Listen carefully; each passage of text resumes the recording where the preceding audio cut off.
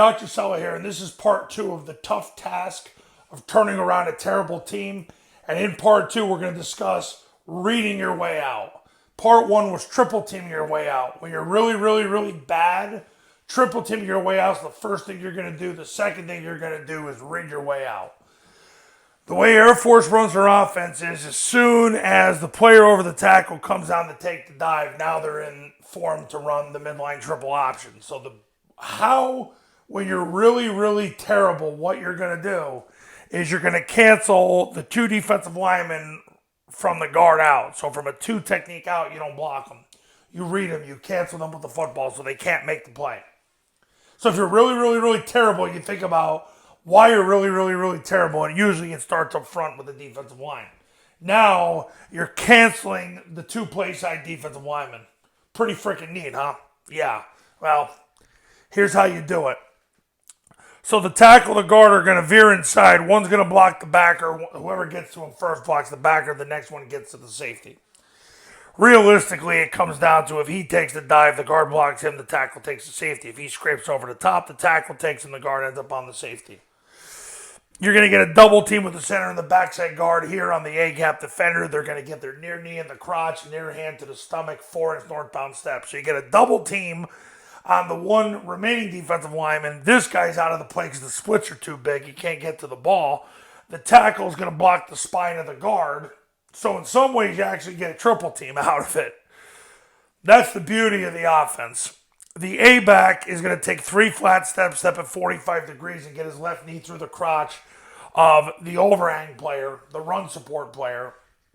Okay, so what happens then is when the ball gets pitched, all he's got to do is get his right hip in the gaps. When the ball's pitched, the ball just clears outside of him.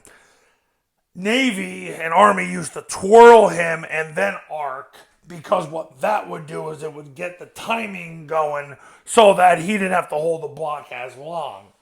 The other thing is if you just take 3 flat steps, pause, and step at 45, you get a similar effect. Plus, you don't have to teach the twirl.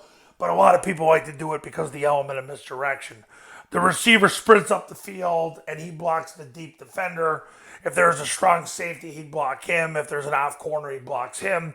This is the case most of the time in high school, so he slams his hands through him and takes 4-inch steps from there while the backside receiver sprints to the goalpost. The quarterback takes the snap, he jumps in the backside A-gap and points the ball. The B-back sprints through the ball, sprints through the play side hip of the guard, and sprints through the end zone, unless number 1 can tackle the B-back. And if that happens, the quarterback will reseat the ball. He's going to step with his play side foot. He's going to replace that player and score. If number 2 can tackle him, he'll stop his feet. He'll flick the ball to the A coming around. If you don't twirl him, you can leave him on the Y and ready, where he'll take a big wide 90-degree step, which is called a hammer step, 2 135-degree steps, and turn up at 60 degrees to catch the pitch, hit the seam, and score. So the middling triple option, when you're really terrible, and I mean terrible, now you've created an offense where you triple team your way out and you read your way out by not blocking either defensive lineman on the play side. And over here, you're getting a double to a triple team over here. And you're taking him out of the play with spacing. That's why it's so effective and you can do more with less. And when you're really terrible, this is the true part 2 of the offense. So what Air Force does is they run the zone dive. They get 4 yards. They run it again. If they don't get 4 yards on zone dive, if this guy starts coming down, they run mid-triple, because ultimately on mid-triple, they want a pull pitch situation. They want to either have the quarterback keep it, or ideally, they want to have this guy get the ball on the pitch, because that's where the true explosion happens. And just remember this, to have a triple option, you have to get the ball pitched, because otherwise it's not a triple option. It's a threat of a triple option, which is great too. But that's how it works. So when you're terrible, this is the way to go. This is your part 2. Coaches, you want to win more games in 2024, pick up the phone and give me a call. My number's on the thumbnail of this video, and so is my website.